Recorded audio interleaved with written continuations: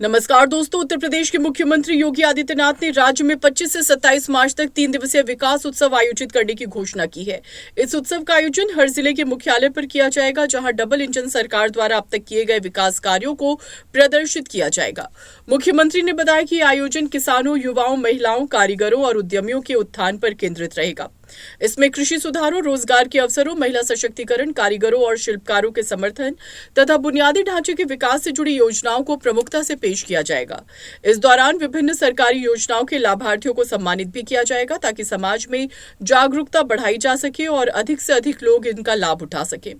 CM योगी ने कहा कि विकास उत्सव का उद्देश्य जनता को ये दिखाना है कि कैसे केंद्र और राज्य सरकार की संयुक्त पहल से प्रदेश में व्यापक परिवर्तन हुआ है। सरकार की ओर से युवाओं को स्टार्टअप, स्किल डेवलपमेंट और रोजगार से जुड़ी योजनाओं की जानकारी दी जाएगी। वहीं महिलाओं को आत्मनिर्भर बनाने के लिए स्वयं सहायता समूहों और महिला उद्यमिता को बढ़ावा देने की दिशा में जागरूकता अभियान चलाया जाएगा। किसानों के लिए आधुनिक कृषि तकनीकों और सरकारी सहायता योजनाओं पर भी विशेष ध्यान दिया जाएगा। इसके साथ ही इंफ्रास्ट्रक्चर प्रोजेक्ट्स जैसे सड़क निर्माण, बिजली आपूर्ति, जल आपूर्ति और अन्य बुनियादी सुविधाओं के विकास को भी जनता के सामने रखा जाएगा। मुख्यमंत्री ने स्पष्ट किया कि इस आयोजन का मकसद प्रदेश के प्रत्येक नागरिक को सरकार की नीतियों और उपलब्धियों से अवगत कराना है।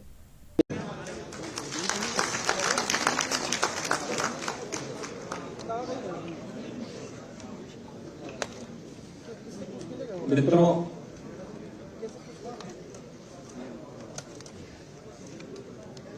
आदरणीय प्रधानमंत्री जी के प्रेरणादायी मार्गदर्शन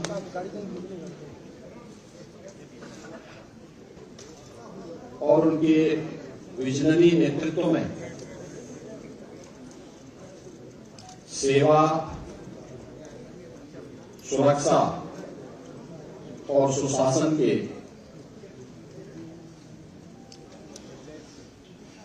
उत्तर प्रदेश की डबल इंजन सरकार के आज 8 वर्ष पूरे होने जा रहे हैं। इस अवसर पर भारतीय जनता पार्टी एनडीए के अपने सभी सहयोगियों की ओर से मैं आप सबका इस विशेष संवाद में हृदय से स्वागत करता हूं और प्रदेशवासियों को 8 वर्ष की इस शानदार यात्रा के लिए, जिसमें उत्तर प्रदेश की 25 करोड़ जनता जनार्दन का व्यापक समर्थन और आशीर्वाद प्राप्त हुआ है, इसके लिए उन्हें मैं हृदय से बधाई भी देता हूं। अभी यहां पर मंच पर उपस्थित मंत्रिमंडल के मेरे वरिष्ठ सहयोगियों और एनडीए के जुड़े हुए हमारे सभी वरिष्ठ नेताओं ने 8 वर्ष की उपलब्धियों को लेकर के उत्तर प्रदेश की इस यात्रा को डबल इंजन सरकार ने कैसे आगे बढ़ाया है, इससे संबंधित एक रिपोर्ट कार्ड आपके सामने प्रस्तुत किया है और एक लघु वीडियो फिल्म के माध्यम से भी उसे प्रस्तुत करने का प्रयास किया गया है।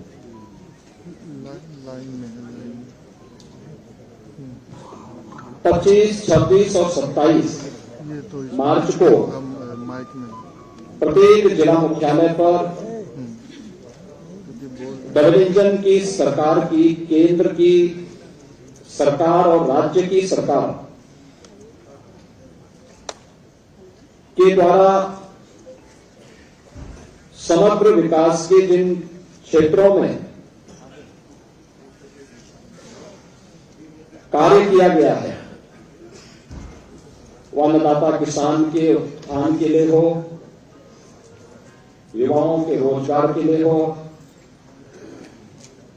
मातृशक्ति के स्वावलंबन के लिए हो, हस्तशिल्पी और कारीगरों के उत्थान के लिए हो, बेरोजगारों को रोजगार देने का, इंफ्रास्ट्रक्चर डेवलपमेंट का, परंपरागत उद्यमिता को नए स्किल के साथ आगे बढ़ाने का, इन सभी अलग अलग सेक्टर में क्या क्या कार्य हुए हैं, इन 3 दिवसीय विकास उत्सव के माध्यम से जनपद के अंदर उस सभी सेक्टर से जुड़े हुए जो लाभार्थी हैं, जो युवा हैं, जो मातृशक्ति है, जो उद्यमी है, इन सभी के सम्मान से संबंधित और विकास की योजनाओं के प्रति जनता जनार्दन की प्रति कृतज्ञता ज्ञापित करने के लिए ये 3 दिवसीय कार्यक्रम कल से प्रत्येक जनपद मुख्यालय में प्रारंभ होने जा रहे हैं। और इसीलिए मैंने आज आवश्यक समझा कि अपने सहयोगियों के साथ हम इस संवाद के माध्यम से आपके सामने 8 वर्षों की इस यात्रा के बारे में बताएं। आप में से ज्यादातर लोग जानते हैं 8 वर्ष पहले उत्तर प्रदेश की स्थिति क्या थी, उत्तर प्रदेश की पहचान क्या थी, उत्तर प्रदेश की अर्थव्यवस्था और उत्तर प्रदेश का इंफ्रास्ट्रक्चर क्या था, ये किसी से छुपा हुआ नहीं है। ये वही उत्तर प्रदेश है जिसके सामने पहचान का संकट था। ये वही उत्तर प्रदेश है जहां पर किसान आत्महत्या करता था, युवा पहचान के लिए मुहताज था, बेटी और व्यापारी असुरक्षित थी। ये वही उत्तर प्रदेश है जिसने दंगों के माध्यम से बिगड़ती हुई अपनी अर्थव्यवस्था को देखा है, झेला है। अराजकता के तांडव को किस हद तक अव्यवस्थित क्या कर दिया गया था, इन सभी बातों को उत्तर प्रदेश ने देखा है, झेला है। लेकिन प्रदेश वही, तंत्र वही, केवल सरकार बदलने से कैसे व्यापक परिवर्तन लाया जा सकता है, यह इन 8 वर्षों में उत्तर प्रदेश की जनता जनार्दन ने महसूस किया होगा, हर तबके के लोगों ने महसूस किया होगा। इन 8 वर्षों में जनता जनार्दन के लिए भारतीय जनता पार्टी और एनडीए की ओर से जो कार्यक्रम तय किए गए, उनका प्रभावी क्रियान्वयन किस रूप में हुआ है, या आज इसी से आप देख सकते हैं कि जो उत्तर प्रदेश 8 वर्ष पहले बीमारू राज्य माना जाता था, देश के विकास का बैरियर माना जाता था, जिस उत्तर प्रदेश को 8 वर्ष पहले केवल एक श्रम शक्ति के रूप में लोग जानते थे, आज वही उत्तर प्रदेश 8 वर्ष बाद देश की अर्थव्यवस्था ग्रोथ इंजन बनकर के उभरा है। आज वही उत्तर प्रदेश 8 वर्ष की इस यात्रा के दौरान देश के अंदर अर्थ पुंज बनकर के उतरा है, अर्थ शक्ति के रूप में उभरा है।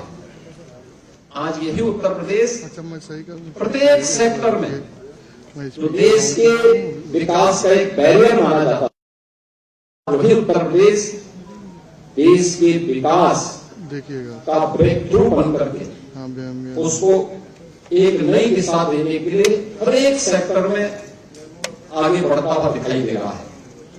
खासतौर पर अगर मैं एग्रीकल्चर सेक्टर की ही बात करूं, 2017 के पहले उत्तर प्रदेश के अंदर ये क्षेत्र पूरी तरह उपेक्षित था।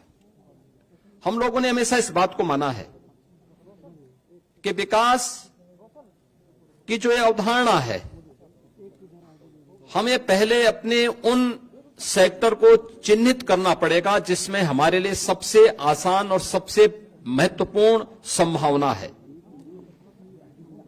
उत्तर प्रदेश प्राचीन काल से ही इस दिशा में 2 सेक्टर में बहुत आगे बढ़कर के काम करने वाला राज्य रहा है। इसमें एक कृषि प्रधान देश, प्रकृति और परमात्मा के असीम कृपा का यह प्रदेश,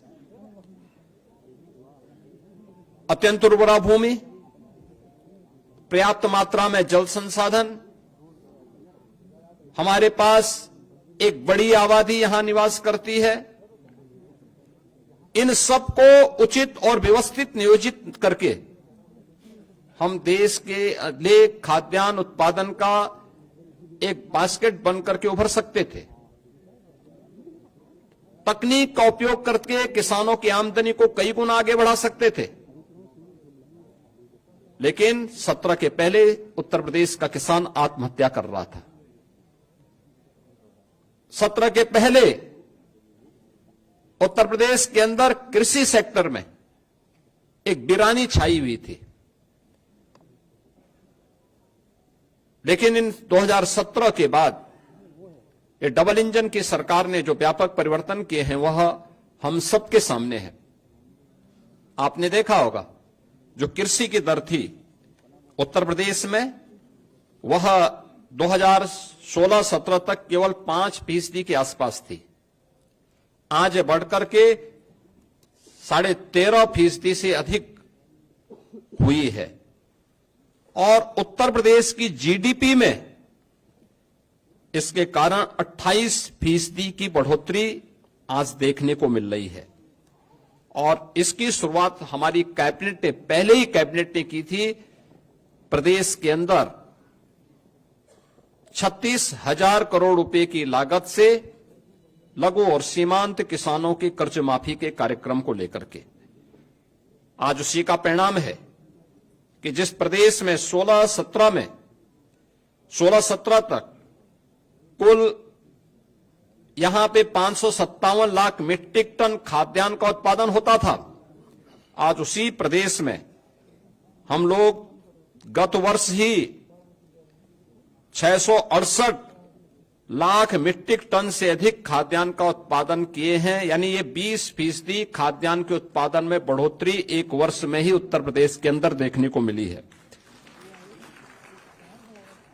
प्रधानमंत्री ऋण मोचन की योजना से लेकर के प्रधानमंत्री किसान सम्मान निधि की योजना तक हर एक क्षेत्र में आज किसान को डीबीटी के माध्यम से धनराशि जाती।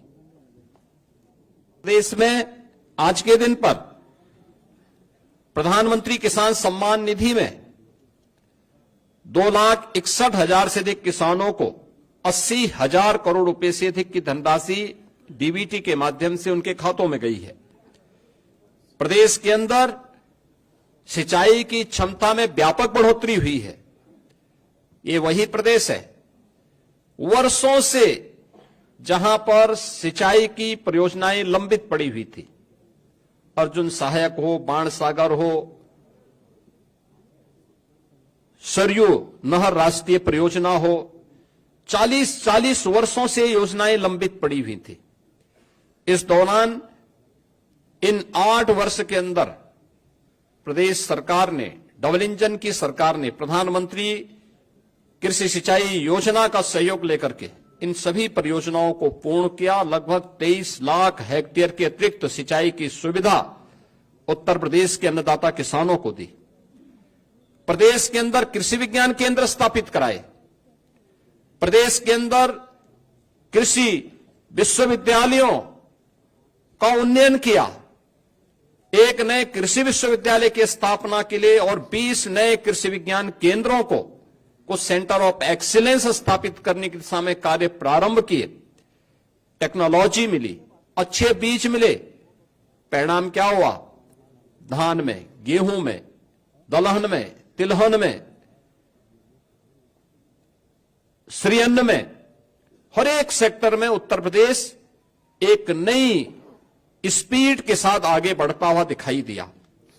इसकी झलक मैं इसी बात से आपको देता हूं कि उत्तर प्रदेश में 2017 के पहले जो चीनी उद्योग लगभग बंदी के कगार पर था, अनुमान करिए व्यापक आंदोलन चलते थे, किसान अपने खेतों में आग लगाता था, वर्षों तक जब 2017 में हम लोग आए थे तो 2008-9 से लेकर के 2017 तक गन्ना किसानों का गन्ना मूल्य का हजारों करोड़ रुपया बकाया था चीनी मिलों पर। सरकारें चीनी मिलों को औने पौने दाम पे बिक रही थी। आज भी माननीय उच्चतम न्यायालय में मामला चल रहा है, लेकिन हमारी सरकार आई, हमने एक भी चीनी मिल को बंद नहीं किया। बंद चीनी मिलों को रिवाइव किया। उत्तर प्रदेश के अंदर इस दौरान हम लोगों ने 3 नई चीनी मिलों की स्थापना की, 6 चीनी मिलों की पुनर्संचालन की कार्रवाई की, 38 चीनी मिलों का विस्तार किया और वर्तमान में 122 चीनी मिलें प्रदेश के अंदर क्रियाशील हैं। 2017 से अब तक गन्ना किसानों को 2,80,000 करोड़ रुपए से अधिक का गन्ना मूल्य का भुगतान हुआ और यह पिछली सरकारों के 22 वर्ष के कार्यकाल की तुलना अगर इसे किया जाए, उन्होंने 22 वर्ष में जितना किया उतना हमारी डबल इंजन की सरकार ने मात्र 8 वर्ष में किया। उससे भी 60,000 करोड़ रुपए से अधिक की धनराशि गन्ना किसानों के खाते में उपलब्ध करवाने का काम किया। इथेनॉल के नए प्लांट लगाए।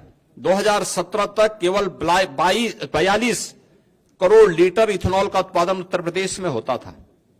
आज के दिन पर यह 177 करोड़ लीटर इथेनॉल का उत्पादन उत्तर प्रदेश के अंदर हो रहा है, जिससे अन्नदाता किसानों को सर्वाधिक लाभ हो रहा है। इसी प्रकार से चाहे गन्ना उत्पादन में, चाहे वह खाद्यान्न उत्पादन में हो या फिर फल एवं सब्जी के उत्पादन में भी आज उत्तर प्रदेश नंबर 1 पर फिर से आया है और उत्तर प्रदेश के अन्नदाता किसानों के जीवन में व्यापक परिवर्तन देखने को मिला है। पीएम कुसुम योजना के अंतर्गत सोलर पैनल लगा करके प्रदेश के अंदर लगभग 86,000 अन्नदाता किसानों के जीवन में व्यापक परिवर्तन का काम किया गया। तो 14 लाख निजी नलकूप को भी विद्युत की मुफ्त व्यवस्था देकर के अन्नदाता किसानों की आमदनी को बढ़ाने में सरकार ने योगदान दिया और परिणाम है कि इस दौरान अगर आप देखें 2012 से 17 के बीच बिचौलियों के द्वारा तब सरकार करती थी, तब कोई प्रोक्योरमेंट सेंटर सरकार के द्वारा नहीं लगाए जाते थे। तब सरकार ने गेहूं का क्रय पे कुल पैसा खर्च किया था 12,808 करोड़। यह पैसा अन्नदाता किसान के पास नहीं, बिचौलियों के पास गया था और 17 से लेकर के 23-24 के बीच में सरकार ने जो गेहूं क्रय पर धनराशि खर्च की है, इसमें 2.5 यानी इससे लगभग 2.5 गुना अधिक हम लोगों ने इसके लिए धनराशि खर्च की है, लोगों को उपलब्ध करवाया है और इसमें 200 यानी 94 इसमें कुल धनराशि 12,808 करोड़ की तुलना में 43,424 करोड़ रुपए यानी 3.5 गुना अधिक भुगतान अन्नदाता किसानों को सीधे प्रोक्योरमेंट के केंद्र के माध्यम से हम लोगों ने अन्नदाता किसानों के लिए किया है। ऐसे धान के क्रय में भी 12 से 17 के बीच 17,190 करोड़ रुपए का कुल भुगतान बिचौलियों को हो पाया था, क्योंकि किसान सरकार के तत्कालीन सरकार के एजेंडे में कहीं नहीं था। इस दौरान 2017 से लेकर 2024 के बीच सरकार ने 5 गुना अधिक यानी 88,746 करोड़ रुपए का धान का मूल्य डीबीटी के माध्यम से अन्नदाता किसानों के खाते में करने का काम किया।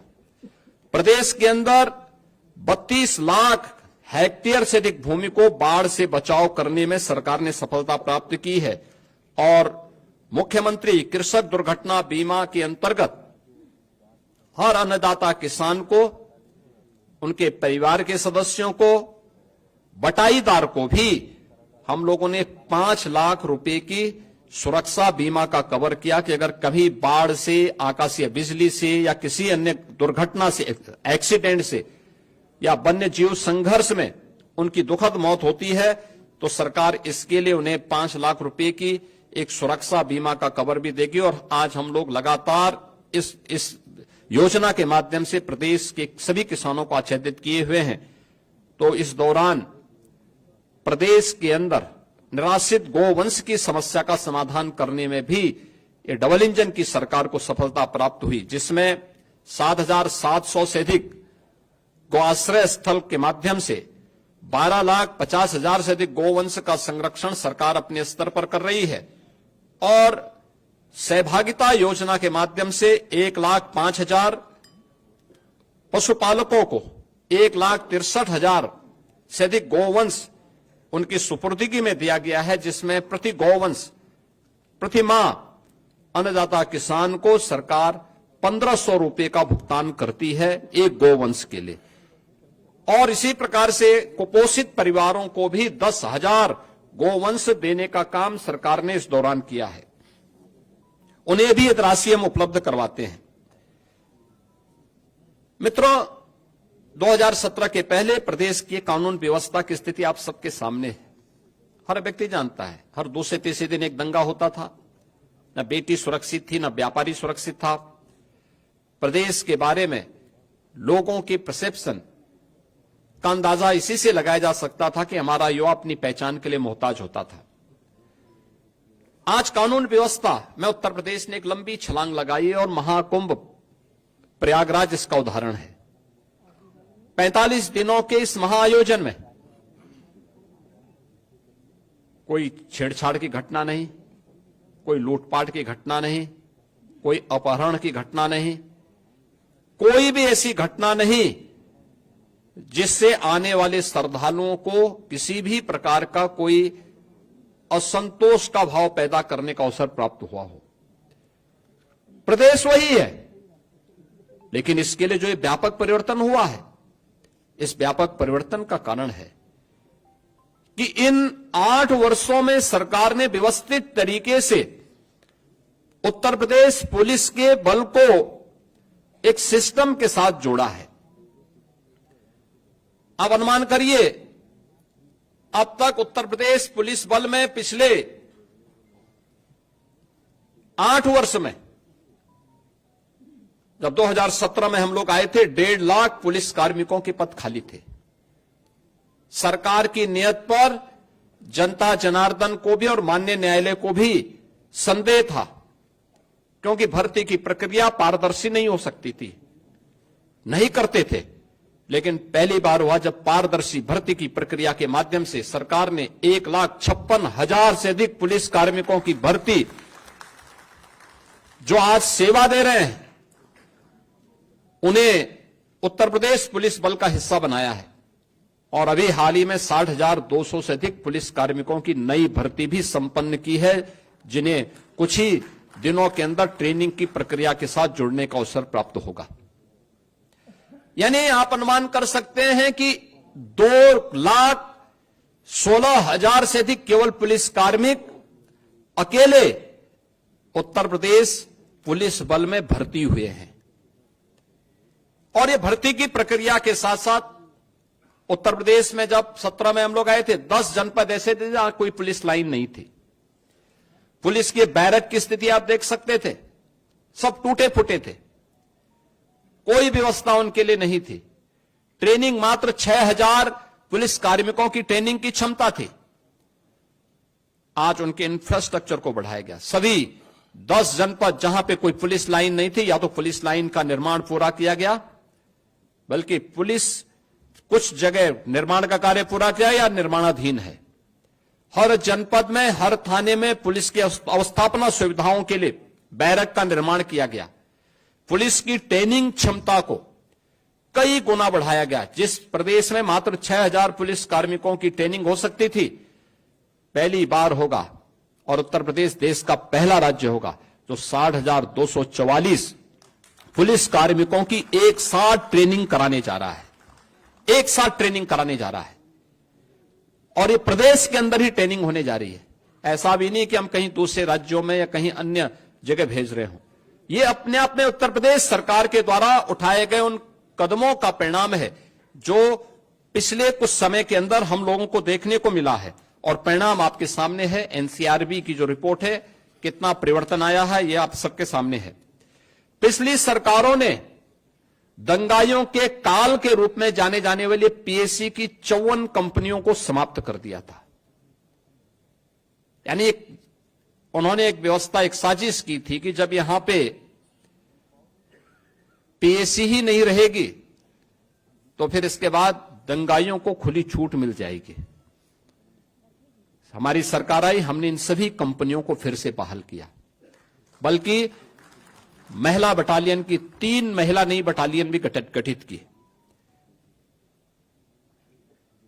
प्रदेश के अंदर अन्य महत्वपूर्ण स्थलों पर भी 5 नई पीएसी की बटालियन के गठन की प्रक्रिया को आगे बढ़ाया।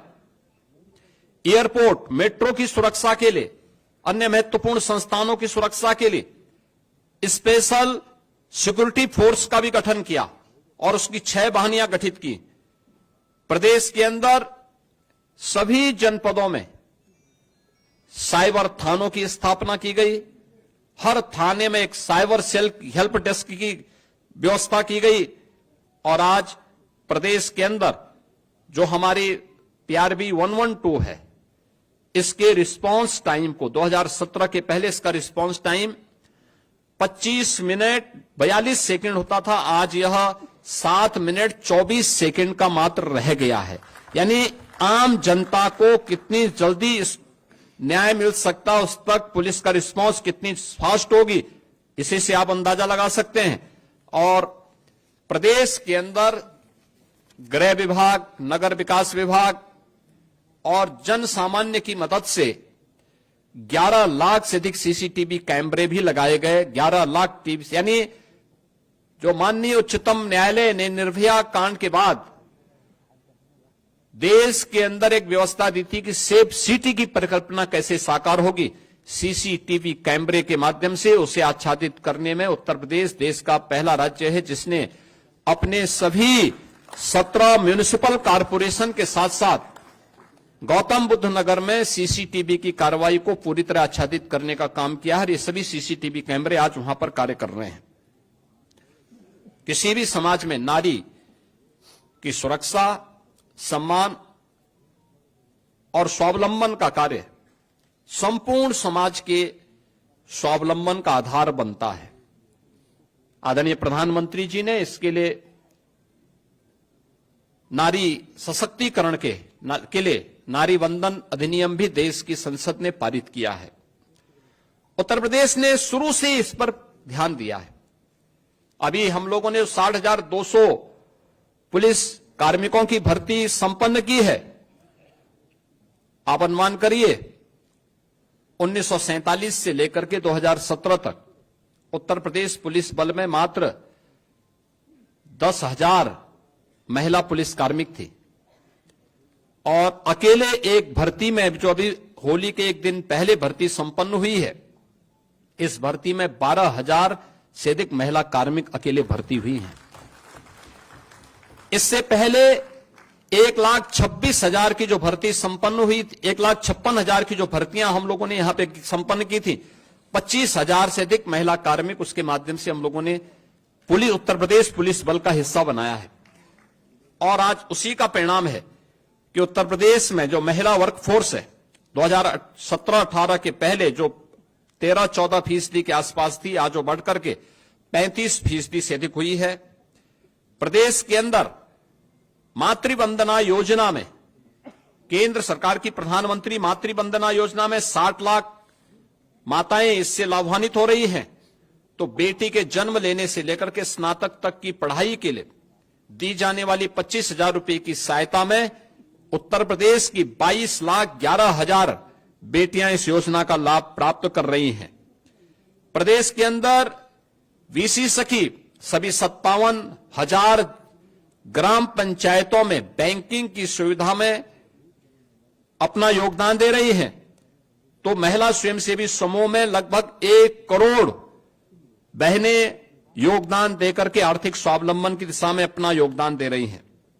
मुख्यमंत्री सामूहिक विवाह योजना में 4,76,000 से अधिक सामूहिक विवाह के संपन्न हुए हैं, जिसके लिए इस बार के बजट में सरकार ने तय किया है कि 51,000 से अब इस राशि को बढ़ा करके अप्रैल से इसको 1 लाख रुपए करने की घोषणा भी की है, जिसको हम अप्रैल में लागू करने जा रहे हैं। प्रदेश के अंदर उत्तर प्रदेश राज्य ग्रामीण आजीविका मिशन के अंतर्गत भी 95 लाख से अधिक महिलाओं को इस कार्यक्रम के माध्यम से स्वावलंबन के साथ जोड़ने का कार्य हुआ है और 2 लाख से अधिक महिलाएं पीएम स्वनिधि योजना में, स्ट्रीट वेंडर में लगी हुई महिलाओं को उस योजना के साथ जोड़ा गया है और 1 करोड़ महिलाओं को पीएम स्वामित्व योजना में, जहां पे झोपड़ी है, जहां पे मकान है, वहां का मालिकाना अधिकार देने का काम ये देश के अंदर नंबर 1 पर उत्तर प्रदेश ने सर्वाधिक घरौनी, पीएम घरौनी देने का काम उत्तर प्रदेश ने किया है। प्रदेश के अंदर उत्तर प्रदेश में 7 जनपदों में हम लोगों ने इस बजट में व्यवस्था की है कि कामकाजी महिलाओं के लिए पुण्य श्लोका लोकमाता अहिल्याबाई होलकर के नाम पर वाराणसी, मेरठ, प्रयागराज, कानपुर, झांसी, आगरा और गोरखपुर में कामकाजी महिलाओं के लिए छात्रावास के निर्माण की कार्रवाई को भी हम लोग इस नए बजट में क्रियान्वित करने जा रहे हैं। मित्रों, प्रदेश वही है जिस प्रदेश का युवा पहले अपनी पहचान के लिए मोहताज था। आज उत्तर प्रदेश का नौजवान हो, अन्नदाता किसान हो, उत्तर प्रदेश की कोई बेटी या बहन हो या उत्तर प्रदेश का व्यापारी या उद्यमी, जीवन के किसी भी क्षेत्र का कोई युवा या समाज का कोई भी व्यक्ति आज जब उत्तर प्रदेश के बाहर जाता है तो उसके सामने अब पहचान को छुपाने की समस्या नहीं होती है। आज वह बड़े गर्व के साथ अपने आप को उत्तर प्रदेश वासी कह सकता है और नए भारत का नया उत्तर प्रदेश किस रूप में अपनी युवा शक्ति के बल पर आगे बढ़ रहा है, यह हम इसी से अंदाजा लगा सकते हैं कि 2016-17 में जिस उत्तर प्रदेश की बेरोजगारी दर 19% से अधिक थी, आज वह घट करके मात्र 3% रह गई है। चाहे वह कृषि के सेक्टर में किए गए परिवर्तन हो या फिर एमएसएमई सेक्टर में, सूक्ष्म लघु मध्यम उद्यम के क्षेत्र में, या अपने हस्तशिल्पी और कारीगरों के उन्नयन के माध्यम से, उनके स्किल डेवलपमेंट के माध्यम से उत्तर प्रदेश पहला राज्य था जिसने ओडीओपी की स्कीम चलाई, 1 डिस्ट्रिक्ट 1 प्रोडक्ट के माध्यम से परंपरागत उद्यम को प्रोत्साहित करने का काम किया। इसने उत्तर प्रदेश के एक्सपोर्ट को 86,000 करोड़ रुपए से बढ़ा करके 2 लाख करोड़ रुपए से अधिक बढ़ाने का काम किया है और उत्तर प्रदेश भी एक एक्सपोर्ट स्टेट के रूप में स्थापित हो सकता है, उत्तर प्रदेश ने साबित किया है। उत्तर प्रदेश में हम लोगों ने अब तक 8 लाख से अधिक भर्तियां, सरकारी नौकरियां उत्तर प्रदेश के युवाओं को दी है। एमएसएमई सेक्टर में 2 करोड़ से अधिक युवा इनके साथ यहां पे या तो नौकरी या स्वतः रोजगार के साथ जुड़ा है और साथ साथ निवेश की जो व्यापक संभावनाएं उत्तर प्रदेश के अंदर बनी है, इनमें भी उत्तर प्रदेश ने बड़े पैमाने पे उत्तर प्रदेश के युवाओं को इसके साथ जोड़ने का काम किया है। प्रदेश में आज के दिन पर 50 लाख से अधिक युवाओं को हमने डिजिटली सक्षम बनाने में सफलता प्राप्त की है, जिसे टैबलेट और स्मार्टफोन देकर के उन्हें इस दिशा में आगे बढ़ाने का काम किया है। तो आज उत्तर प्रदेश के अंदर हम देख सकते हैं कि सबसे बड़ा एमएसएमई का base 96 lakh MSME unit UP के पास है। अपने हस्तशिल्पी और कारीगरों के लिए विश्वकर्मा श्रम सम्मान की जैसी स्कीम आज उत्तर प्रदेश चला रहा है, जिसमें लाखों ऐसे हस्तशिल्पी और कारीगरों के स्किल डेवलपमेंट के लिए उन्हें फ्री में टूल किट उपलब्ध कराने, सस्ते में लोन उपलब्ध करवाने की कार्रवाई को आगे बढ़ाने का काम किया है। और वर्तमान में एक नई स्कीम मुख्यमंत्री युवा उद्यमी स्कीम, जो अब तक की बहुत लोकप्रिय स्कीम होने जा रही है, जिसमें 31 मार्च तक 1 लाख नए युवा उद्यमी उत्तर प्रदेश बनाने के लक्ष्य रखे हैं। उस कार्यक्रम को हम लोग आगे बढ़ाने जा रहे हैं, जिसमें 5 लाख रुपए तक का ब्याज मुक्त ऋण प्रथम चरण में, मार्जिन मनी 10% और गारंटी मुक्त लोन देने की कार्रवाई को भी सरकार आगे बढ़ा रही है। शिक्षा, जिस प्रदेश की स्थिति ऐसी रही हो कि नकल जन्मसिद्ध अधिकार कुछ लोग मानते थे, आज वहां नकल विहीन परीक्षाएं हो रही हैं। बेसिक शिक्षा परिषद के स्कूल जो बंदी के कगार पर थे, आज उनमें 50 लाख से अधिक बच्चों की बढ़ोतरी उन सभी बच्चों को 1200 रुपए 2 यूनिफॉर्म के लिए, बैग के लिए, बुक्स के लिए, शूज और सॉक्स के लिए, स्वेटर के लिए सरकार डीबीटी के माध्यम से उपलब्ध करवाने का कार्य कर रही है। सभी विद्यालयों में बालक बालिकाओं के लिए टॉयलेट की व्यवस्था, पेयजल की व्यवस्था, डिजिटल लाइब्रेरी की व्यवस्था, अच्छी फ्लोरिंग की व्यवस्था, ये सभी कुछ से आच्छादित करने में सफलता प्राप्त हुई है। साथ साथ माध्यमिक स्कूलों में जर्जर पड़े भवनों के पुनर्निर्माण के लिए प्रदेश सरकार ने अलंकार योजना के माध्यम से एक नई स्कीम प्रारंभ की है और इसको भी तेजी के साथ आगे बढ़ाने का काम कर रही है। अब जर्जर विद्यालय नहीं होंगे। प्रदेश के अंदर हर एक कमिश्नरी में एक एक विश्वविद्यालय हो, राज्य विश्वविद्यालय हो। ऐसी 6 कमिश्नरी ऐसी थी जहां कोई राज्य विश्वविद्यालय नहीं था। उन विश्वविद्यालयों के निर्माण के कार्यक्रम को भी प्रदेश सरकार ने आगे बढ़ाया। तो पहली बार मेडिकल यूनिवर्सिटी हो, आयुष विश्वविद्यालय हो, एक अतिरिक्त एग्रीकल्चर विश्वविद्यालय की स्थापना हो, ये सभी आज उत्तर प्रदेश के अंदर देखने को मिल सकते हैं। और संस्कृति विश्वविद्यालय भी हो, यह भी आज उत्तर प्रदेश में स्थापित हो चुके हैं। प्रदेश ने इस दिशा में 8 नए विश्वविद्यालय, यानी इस दिशा में 10 नए विश्वविद्यालय, 21 निजी क्षेत्र के विश्वविद्यालयों की स्थापना में भी सफलता प्राप्त की है। और युवाओं को प्रतियोगी परीक्षाओं की तैयारी के लिए प्रत्येक जनपद में मुख्यमंत्री अभ्युदय कोचिंग की व्यवस्था भी आज के दिन पर संचालित है। प्रदेश के अंदर अनुसूचित जाति जनजाति के सभी छात्रों को आज के दिन पर हम लोग स्कॉलरशिप उपलब्ध करा रहे हैं, 100% स्कॉलरशिप दे रहे हैं।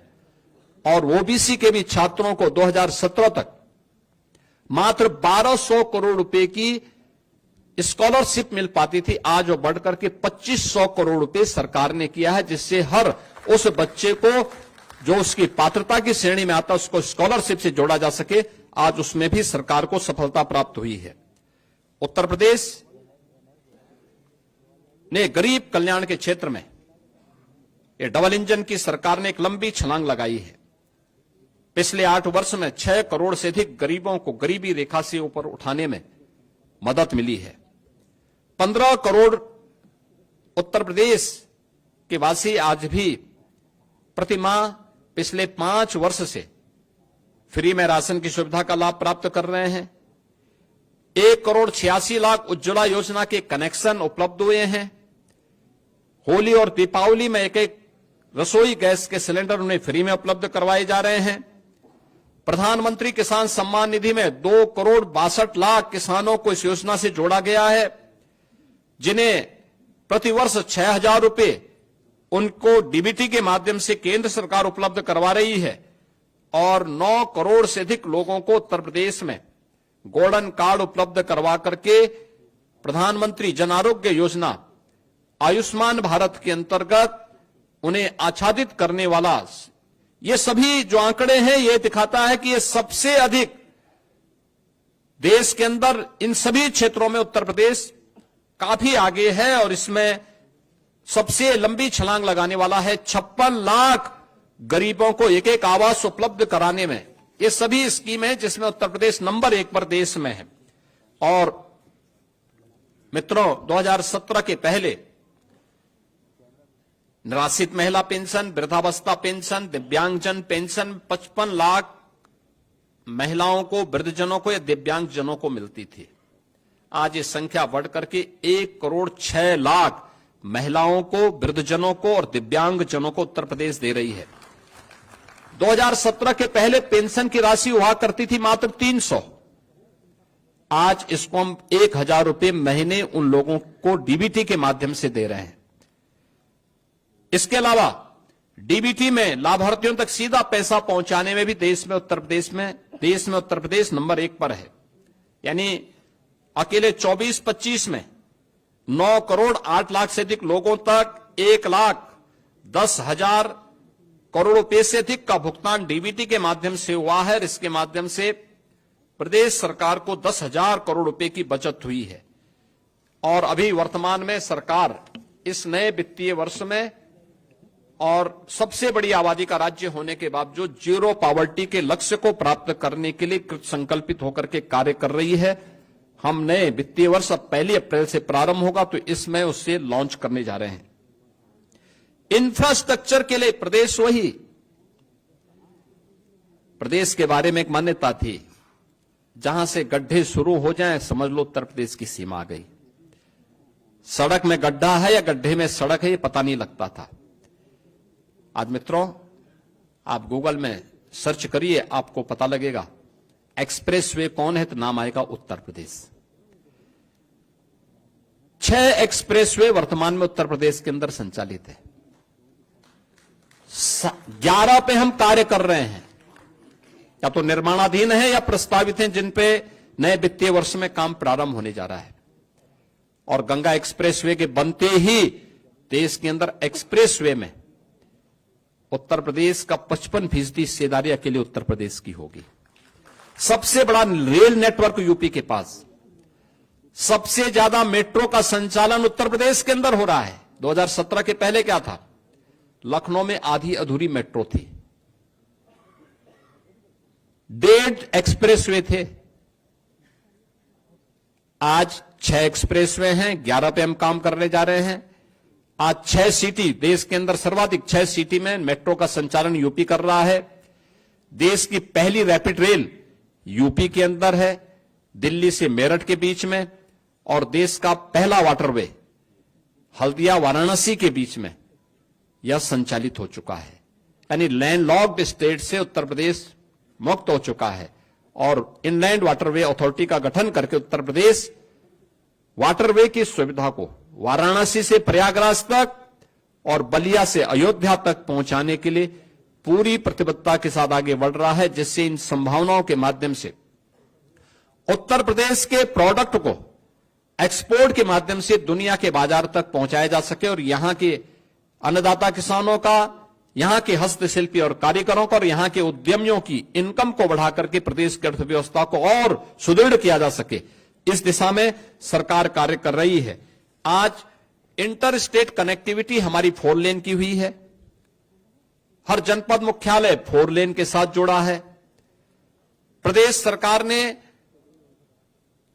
हाईवे के एक बड़े नेटवर्क को अपने यहां जोड़ा है और उत्तर प्रदेश इस दिशा में काफी एक अच्छी प्रोग्रेस के साथ देश के अंदर है, क्योंकि ये हाईवे इसी दिशा में जो प्रयास किए जाते हैं, ये किसी भी अर्थव्यवस्था की सबसे रीढ़ के रूप में काम करती है। एयर कनेक्टिविटी 2017 के पहले उत्तर प्रदेश के अंदर 2 एयरपोर्ट पूरी तरह क्रियाशील थे, लखनऊ और वाराणसी। 2 आंशिक रूप से थे, गोरखपुर और आगरा आंशिक रूप से संचालित थे। आज उत्तर प्रदेश के अंदर 16 एयरपोर्ट क्रियाशील हैं और उनमें से 4 इंटरनेशनल एयरपोर्ट हैं और देश का सबसे बड़ा एयरपोर्ट जेवर में बहुत शीघ्र प्रारंभ होने वाला है। यह एयरपोर्ट 5वां इंटरनेशनल एयरपोर्ट भी होगा और आने वाले समय में एयरपोर्ट के फंक्शनल होते ही एयर कार्गो के सबसे बड़े हब के रूप में भी यह बदलेगा। प्रदेश के अंदर इस बेहतरीन इंफ्रास्ट्रक्चर ने प्रदेश की अर्थव्यवस्था को भी एक नई गति दी है। प्रदेश के अंदर नगरीय विकास के क्षेत्र में भी व्यापक परिवर्तन देखने को मिले हैं। उत्तर प्रदेश नगरीय क्षेत्रों में पहली बुनियादी सुविधाओं का अभाव था।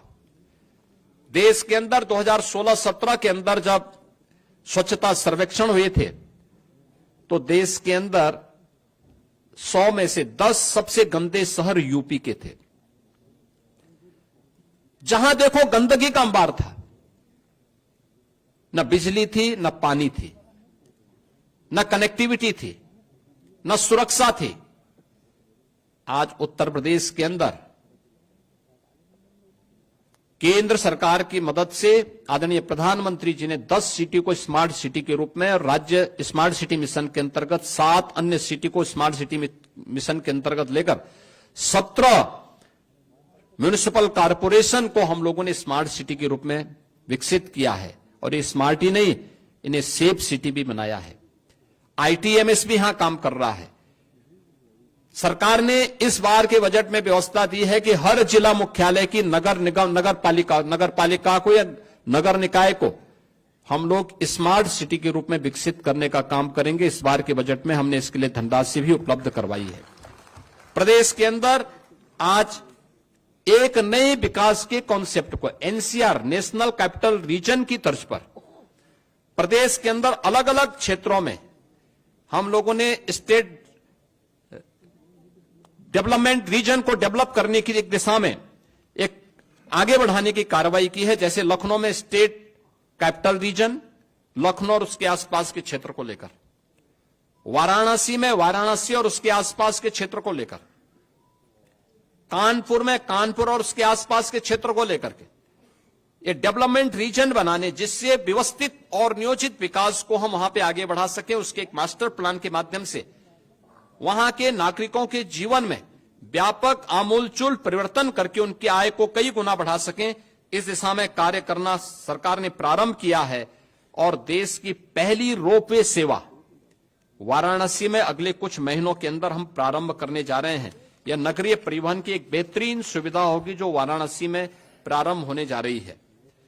प्रदेश के अंदर विद्युतीकरण के लक्ष्य को भी हर व्यक्ति को उसकी ऊर्जा की आवश्यकता के अनुरूप, विद्युतीकरण की आवश्यकता के अनुरूप उन्हें ये सुविधा प्राप्त हो, इसके लिए भी डबल इंजन की सरकार ने व्यापक परिवर्तन किए हैं। खासतौर पर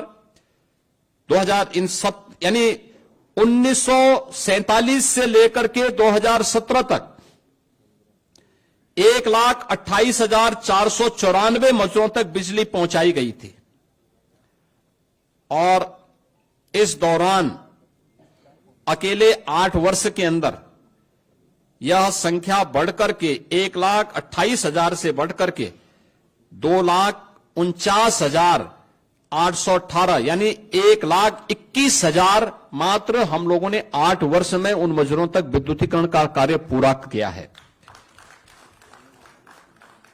12 से 17 के बीच में केवल 8,44,000 विद्युत कनेक्शन उपलब्ध करवाए गए। 8,44,000 विद्युत कनेक्शन 12 से 17 के बीच, और इस दौरान इन 8 वर्षों में 1,65,00,000 गरीबों को निःशुल्क विद्युत के कनेक्शन उपलब्ध करवाए गए। पहले बिजली आती नहीं थी और आज ग्रामीण क्षेत्र में 18 घंटे, तहसील मुख्यालयों में 20 घंटे और जनपद मुख्यालयों में 24 घंटे विद्युत की आपूर्ति प्रदेश सरकार के द्वारा 2017 से निरंतर की जा रही है। पावर जनरेशन के लिए भी सरकार ने अनेक कदम उठाए हैं। खासतौर पर नए जनरेशन प्लांट घाटमपुर में 660 मेगावाट की 3 नई यूनिट यह स्थापित हो रही हैं। लगभग कार्य पूरा हो चुका। पनकी में 660 मेगावाट की विद्युत उत्पादन का कार्य ये कंप्लीट हो चुका है। सोनभद्र ओबरा में 660 मेगावाट की 2 यूनिट यहां पर क्रियाशील होने वाली है और जवाहरपुर एटा में भी 660 मेगावाट की 2 यूनिट कंप्लीट हो चुके हैं, कार्य होने जा रहा है। और प्रयागराज मेजा में 800 मेगावाट की 3 नई यूनिट के निर्माण के कार्यक्रम के साथ हम एनटीपीसी के साथ मिलकर के इस कार्यक्रम को आगे बढ़ा रहे हैं। यह जनरेशन कि इतना विद्युत का उत्पादन जिस राज्य में केवल इससे पहले 2017 के पहले कुल 6,000 मेगावाट की विद्युत की आपूर्ति राज्य अपने स्रोत से कर पा रहा था, आज उससे ज्यादा विद्युत का उत्पादन के साथ साथ हम लोग पीक आवर में 33,33,000 मेगावाट की बिजली की आपूर्ति प्रदेशवासियों को हम लोग कर रहे हैं। वर्तमान में प्रदेश सरकार कर रही है। मित्रों, सौर ऊर्जा के क्षेत्र में भी 2017 के पहले अगर हम देखें तो मात्र 228 मेगावाट की परियोजना उत्तर प्रदेश के अंदर क्रियाशील थी और इन 8 वर्षों में हम लोगों ने 2653 मेगावाट क्षमता की सौर ऊर्जा उत्पादन की है। वर्तमान में बुंदेलखंड में ग्रीन एनर्जी कॉरिडोर के माध्यम से 4,000 मेगावाट के सोलर पार्क की स्थापना की जा रही है और अगले 5 वर्ष के अंदर 22,000 मेगावाट की एक ग्रीन एंड क्लीन एनर्जी बनाने के लिए सरकार पूरी प्रतिबद्धता के साथ काम कर रही है। औद्योगिक विकास, ईज ऑफ डूइंग बिजनेस में उत्तर प्रदेश 2017 के पहले 14वें स्थान पे था। आज देश का टॉप अचीवर स्टेट के रूप में उत्तर प्रदेश बना हुआ है। मित्रों, यह सब संभव हो पाया है आदरणीय प्रधानमंत्री जी के प्रेरणादायी मार्गदर्शन में। रिफॉर्म, परफॉर्म एंड ट्रांसफॉर्म की जो उनकी पॉलिसी थी, जो मंत्र है, 33 सेक्टोरियल पॉलिसीज बनाने वाला देश का पहला राज्य है। सिंगल विंडो सिस्टम में 500 से अधिक एनओसी एक ही प्लेटफॉर्म पे उपलब्ध कराने वाला राज्य है। और एमओयू होने के बाद उसकी मॉनिटरिंग भी डिजिटली हम कर सकते हैं, सिंगल विंडो के माध्यम से कर सकते हैं। यह करने वाला राज्य है। न केवल व्यक्ति बल्कि उसकी पूंजी की सुरक्षा की गारंटी लेने वाला राज्य है। और उसी का परिणाम है कि 15 लाख करोड़ रुपए से अधिक की निवेश की परियोजनाओं को जमीनी धरातल पर उतारने वाला देश का एक महत्वपूर्ण राज्य बनकर के उत्तर प्रदेश आगे बढ़ा है। और उत्तर प्रदेश की संभावना बताती है कि आने वाले समय में उत्तर प्रदेश देश के अंदर सबसे अधिक इस फील्ड में काम करने, निवेशकों को आकर्षित करने वाले एक ड्रीम डेस्टिनेशन बनकर के उत्तर प्रदेश देश के अंदर उभरा है। चिकित्सा और स्वास्थ्य के क्षेत्र में भी राज्य सरकार ने अनेक महत्वपूर्ण पहल की है। याद करिए, 2017 के पहले केवल 12 government medical college Uttar Pradesh के अंदर बन पाए थे। यानी ये आजादी के पहले से लेकर के 2017 तक की बात कर रहा हूं। और 2017 से अब तक कुल प्रदेश में 80 मेडिकल कॉलेज बने हैं, जिसमें 44 गवर्नमेंट सेक्टर के बने हैं। 36 निजी मेडिकल कॉलेज भी बने हैं। प्रदेश के अंदर इससे पहले नर्सिंग और पैरामेडिकल कॉलेजेस की स्थिति क्या थी? ताले लटकते थे, न इंफ्रास्ट्रक्चर था न फैकल्टी थी। आज प्रदेश के अंदर हर मेडिकल कॉलेज में नर्सिंग कॉलेज बनाने की कार्रवाई को तेजी के साथ आगे बढ़ाने का कार्य हो रहा है। प्रदेश के अंदर हम लोगों ने जो 36 जनपद ऐसे थे जिनमें संचारी रोग में, खासतौर पर इंसेफ्लाइटिस से उत्तर प्रदेश के मासूम तड़प तड़प करके मरते थे, आज उस पर प्रभावी नियंत्रण करने में उत्तर प्रदेश ने सफलता प्राप्त की है। और मुझे बताते हुए प्रसन्नता है कि 2017 की तुलना में आज 2024 में एक्यूट इंसेफ्लाइटिस से 85% और जापानी इंसेफ्लाइटिस से 99% नियंत्रण करने में सरकार को सफलता प्राप्त हुई है। इसी प्रकार से डेंगू की मृत्यु दर को लगभग 95% कम करने में सफलता प्राप्त की है। मलेरिया पर 56% की कमी आई है। और आज प्रदेश के अंदर हम लोगों ने प्रदेश के अंदर आयुष्मान भारत में उत्तर प्रदेश देश के अंदर नंबर 1 पर है। मुख्यमंत्री आरोग्य मेले के माध्यम से लगभग 13.5 करोड़ रोगी उसके माध्यम से लाभान्वित हो रहे हैं। और जो विभिन्न मेडिकल कॉलेजेस की संख्या बढ़ाने के बाद जो सीट्स बढ़ी हैं, एमबीबीएस में 17 में मात्र 1990 सीट्स थी, आज वो बढ़कर के 5250 हुई हैं। निजी मेडिकल कॉलेजेस में भी ये सीट्स 2550 से बढ़कर के 6550 हुई हैं। राजकीय क्षेत्र में पीजी सीट्स की संख्या 2017 के पहले जो 741 थी, आज वो बढ़कर के 1871 हुई हैं। और निजी क्षेत्र में भी जो पीजी की सीट्स 17 के पहले 480 थी, आज वो बढ़कर के 2100 तक बढ़ी हैं। प्रदेश में सुपर स्पेशलिटी 2017 में मात्र कुछ ही मेडिकल कॉलेजेस में भी उसकी भी बहुत कम ब्रांचेज हुआ करती थी। आज लगभग हर एक जनपद में सुविधा है। आज हर एक जनपद में डायलिसिस की सुविधा उपलब्ध करवाई जा रही है, सीटी स्कैन आदि की सुविधाएं उपलब्ध करवाई जा रही हैं। और सस्ते में दवा उपलब्ध हो, इसके लिए तमाम हर एक जनपद में इसके लिए जन आरोग्य योजना से जुड़े हुए सुविधा केंद्रों को और उन प्रतिष्ठानों को स्थापित करने का काम भी किया जा रहा है। मित्रों, उत्तर प्रदेश ने टूरिज्म के क्षेत्र में भी एक लंबी छलांग लगाई है।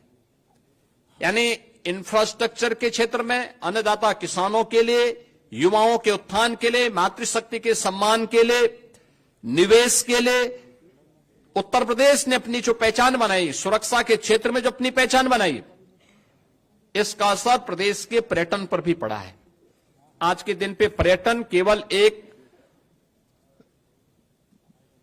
मनोरंजन का साधन मात्र नहीं है, बल्कि आस्था भी अर्थव्यवस्था को सुदृढ़ करने का सशक्त माध्यम बन सकती है। यह हमने महाकुंभ प्रयागराज के माध्यम से देखा है। प्रयागराज महाकुंभ ने अलग अलग सेक्टर में नई नई संभावनाओं को आगे बढ़ाया और उसी दिशा में आज गत वर्ष उत्तर प्रदेश में कुल जो टूरिस्ट आए थे वह 67 करोड़ आए थे और लगभग इतने टूरिस्ट अकेले महाकुंभ प्रयागराज में इस वर्ष आए हैं। 2016 के पहले, 2017 के पहले वर्ष भर में 21 करोड़ टूरिस्ट यूपी के अंदर आते थे, अलग अलग। उसमें स्पिरिचुअल भी होता था, इको टूरिज्म भी होता था, हेरिटेज भी होता था, अन्य तमाम आयोजनों के साथ भी जुड़ते थे। आज ये संख्या बहुत बड़ी हो चुकी है और इसमें दोनों डोमेस्टिक भी हैं और फॉरेन से भी आए हैं। इसमें प्रदेश के अंदर हम लोगों ने इसके लिए प्रदेश सरकार ने, डबल इंजन की सरकार ने काफी बड़े पैमाने पे अवस्थापना सुविधाओं का विकास भी किया है, कनेक्टिविटी को भी बेहतर किया है, सुरक्षा का बेहतर माहौल दिया है। आज उसका परिणाम हम सबके सामने है। इन सभी स्थितियों में प्रदेश सरकार ने जो कार्य किए हैं, आज उसका परिणाम हम सबके सामने है। उत्तर प्रदेश की अर्थव्यवस्था देश के अंदर जो 2017 के पहले 6-7वें स्थान पर थी, आज देश की नंबर 2 अर्थव्यवस्था बनकर के उत्तर प्रदेश उभरा है। 2017 के पहले राजकोष खाली था, अन्नदाता किसान बदहाल था, आत्महत्या कर रहा था, कर्मचारियों में व्यापक संतोष था। सरकार के पहले ही 2 फैसले थे, अन्नदाता किसानों का, लघु और सीमांत किसानों का कर्ज माफ करना है और अपने कर्मचारियों को 7th पे कमीशन की रिपोर्ट को लागू करना है। याद करिए, जब राजकोष खाली रहा होगा तब सरकार ने कैसे इस प्रकार के कदम उठाए होंगे उत्तर प्रदेश जैसी बड़ी आबादी के राज्य में, लेकिन आज वह कदम उठाने में सरकार को सफलता प्राप्त हुई। हम लोगों ने 2017 में ही ऋण माफी के कार्यक्रम को भी किया, अपने अन्नदाता किसानों की जीवन में खुशहाली लाने का भी काम किया और 15 लाख कर्मचारियों को 7th पे कमीशन की सुविधा के साथ जोड़ने में भी सफलता प्राप्त की।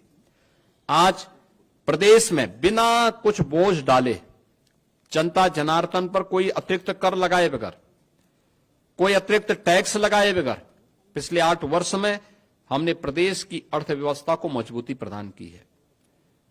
इसके लिए भ्रष्टाचार पर प्रभावी प्रहार, लीकेजेज को रोकना, सोर्स ऑफ इनकम को बढ़ाना, हमने रेवेन्यू बढ़ाए हैं और परिणाम है आज यूपी देश का एक रेवेन्यू सरप्लस स्टेट है। प्रदेश में लगातार जो निवेश हुए हैं, इसके परिणाम स्वरूप रोजगार की नई संभावनाएं बनी है। एक नए उत्तर प्रदेश का दर्शन आज लोग कर रहे हैं। कहीं निवेश आता है तो केवल निवेश नहीं होता, अपने साथ विकास भी लेके आता है, रोजगार भी लेके आता है, अनेक परिवारों के जीवन में खुशहाली लेके आता है। और परिणाम है 2017 के पहले 12,75,000 करोड़ रुपए की अर्थव्यवस्था आज 27.5 लाख करोड़ रुपए से, यानी दुगने से अधिक पहुंची है। पर कैपिटा इनकम दुगने से अधिक हुई है। प्रदेश ने इस दिशा में काफी अच्छे जो पहल की है, वह परिणाम हम सबके सामने है और मैं उस दिशा में केवल यही मुझे कहना है कि प्रदेश आज एक अच्छी दिशा में बढ़ रहा है। इसमें खासतौर पर अगर हम इस अलग अलग सेक्टर में इसमें देखें, एफडीआई में 2000 से लेकर के 2017 के बीच 17 वर्षों में मात्र 3,300 करोड़ रुपए फॉरेन डायरेक्ट इन्वेस्टमेंट यूपी में आया था और अप्रैल 17 से लेकर के 2024 तक 14,808 करोड़ रुपए की यहां पर से अधिक केवल एफडीआई आया है। ऐसे ही इन 70 वर्षों में पर कैपिटा इनकम मात्र 46,000 तक पहुंच पाई थी। आज यही बढ़कर के अगर हम फाइनल जीएसडीपी के आंकड़ों के अनुसार देखें तो यह 1,14,000 है, और प्लानिंग विभाग के अनुसार देखें तो यह 1,24,000 यानी पर कैपिटा इनकम यहां तक पहुंची है, लगभग 2.5 गुना बढ़ी है। बैंकिंग तंत्र की जो व्यवस्था होती है वह अर्थव्यवस्था को एक नया आयाम देता है। अगर 2016-17 में आप देखेंगे उत्तर प्रदेश में बैंक का व्यवसाय मात्र 12.5 लाख करोड़ का था, 24-25 में यह बढ़कर के 29,66,000 करोड़ यानी 2.25 गुने से अधिक हुआ है। और सीडी रेशियो जो उत्तर प्रदेश में 2017 तक मात्र 46% था, आज यह 61% से ऊपर बढ़ा है।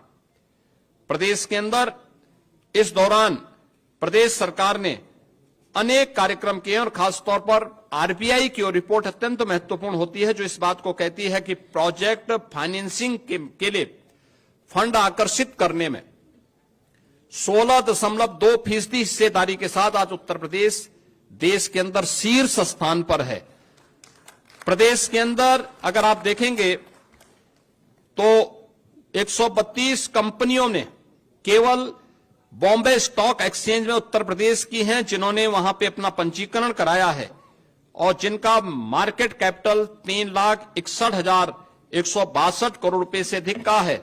तो प्रदेश के अंदर 2017 तक कुल 13,000 फैक्ट्रियां पंजीकृत थी। आज इनकी संख्या इन 8 वर्ष में यानी 13,070 वर्षों में, और अगर 8 वर्ष में आप देखें तो इनकी संख्या बढ़कर के 26,900 से अधिक हो चुकी है। यह संख्या बताती है कि उत्तर प्रदेश एक अच्छी दिशा में आगे बढ़ा है। ये जो कुछ भी हुआ है, ये जो आज यूपी का परसेप्शन बदला है, ये जो कुछ भी आज परिवर्तन हर एक सेक्टर में आज हम सबको देखने को मिल रहा है, वह टीम भावना से, नेक नियति से, ईमानदार प्रतिबद्धता के साथ किए गए प्रयासों का परिणाम है। और उसका परिणाम हमारे सामने है कि हम खाद्यान्न उत्पादन में आज उत्तर प्रदेश देश में नंबर 1 है, गन्ना उत्पादन में नंबर 1 पर है, आलू उत्पादन में उत्तर प्रदेश नंबर 1 पर है, इथेनॉल की आपूर्ति करने वाला सबसे बड़े राज्य के रूप में उत्तर प्रदेश फिर से उभरा है। ईज ऑफ डूइंग बिजनेस में चीफ अचीवर स्टेट के रूप में उत्तर प्रदेश ने अपनी मजबूत उपस्थिति दर्ज की है। बैंकों से प्रोजेक्ट फाइनेंसिंग में भी उत्तर प्रदेश आज देश के अंदर शीर्ष स्थान पर है। आयकर रिटर्न भरने वालों की संख्या देश के अंदर नंबर 2 पर उत्तर प्रदेश है। जेम पोर्टल से सर्वाधिक खरीद फरोख्त करने वाले में राज्य उत्तर प्रदेश नंबर 1 पर है। कौशल विकास की नीति को लागू करने वाले राज्यों में उत्तर प्रदेश नंबर 1 पर है। सबसे अधिक एमएसएमई रखने वाला राज्य उत्तर प्रदेश है। पीएम आवास योजना, पीएम किसान सम्मान निधि, पीएम उज्ज्वला योजना, पीएम स्वनिधि योजना, पीएम स्वामित्व योजना, प्रधानमंत्री अटल पेंशन योजना, स्वच्छ भारत मिशन, प्रधानमंत्री जनधन योजना, प्रधानमंत्री सुरक्षा बीमा योजना, प्रधानमंत्री जीवन ज्योति बीमा योजना, अटल पेंशन योजना, इन सभी में उत्तर प्रदेश आज नंबर 1 पर है।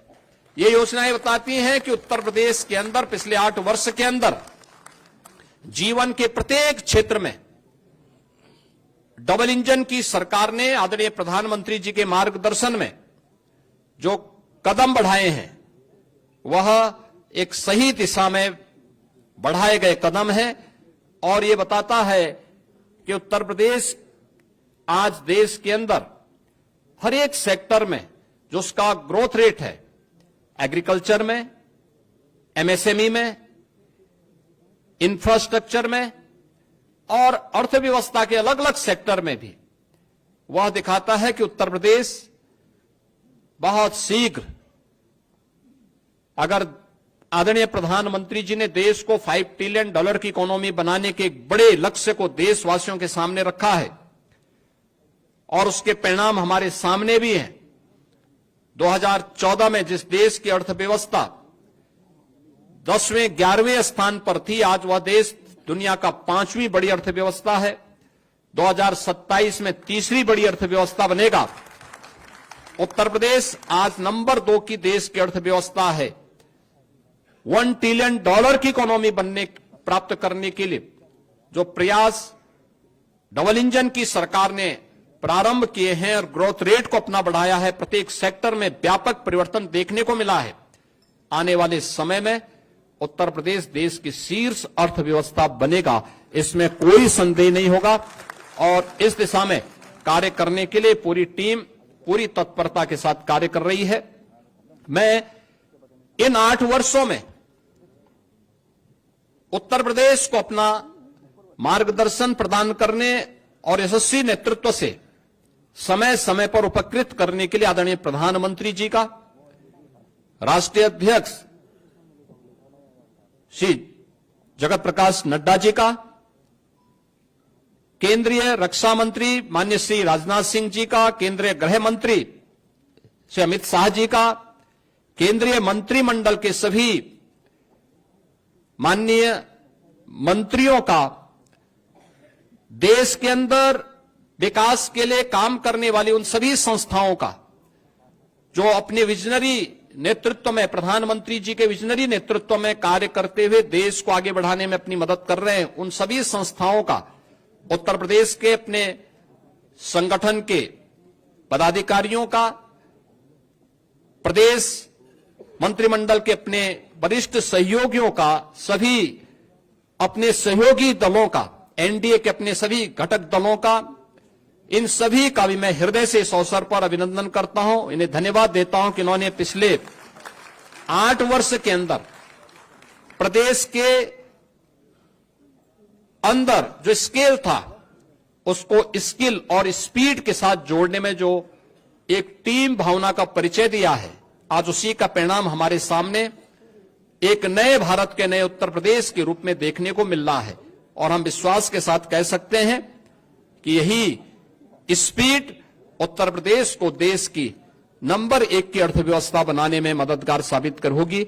मैं एक बार फिर से प्रदेशवासियों का इस 8 वर्ष की शानदार यात्रा में योगदान के लिए उनका हृदय से अभिनंदन करते हुए बधाई देता हूं और विश्वास करता हूं कि 3 दिवसीय जनपदीय विकास उत्सव में उन सब की भागीदारी उत्तर प्रदेश के प्रत्येक जनपद में और अलग अलग सेक्टर में हुए विकास के कार्यों को जनता जनार्दन को देखने का अवसर प्राप्त होगा। मैं इसी के साथ आप सबको भी हृदय से धन्यवाद देता हूं जिन्होंने एक सकारात्मक पहल के माध्यम से सरकार की योजनाओं को आम जन तक पहुंचाने में मदद की है। बहुत बहुत धन्यवाद। बहुत बहुत धन्यवाद माननीय मुख्यमंत्री महोदय। और सबका साथ सबका विकास उत्कर्ष के 8 वर्ष, इनका लेखा जोखा आपके समक्ष रख रहे थे माननीय मुख्यमंत्री महोदय। हृदय की अतल गहराइयों से आपका आभार। और सब ताकि वे इसका अधिकतम लाभ उठा सके, उन्होंने कहा कि यूपी को नए भारत का अग्रणी राज्य बनाने के लिए सरकार लगातार काम कर रही है और ये उत्सव जनता को उसी विकास यात्रा का हिस्सा बनाने की दिशा में एक महत्वपूर्ण कदम होगा। अपनी राय हमें कमेंट में जरूर बताएं और ऐसे ही लेटेस्ट अपडेट्स के लिए हमारे चैनल रॉयल बुलेटिन को लाइक, शेयर और सब्सक्राइब करना ना भूलें।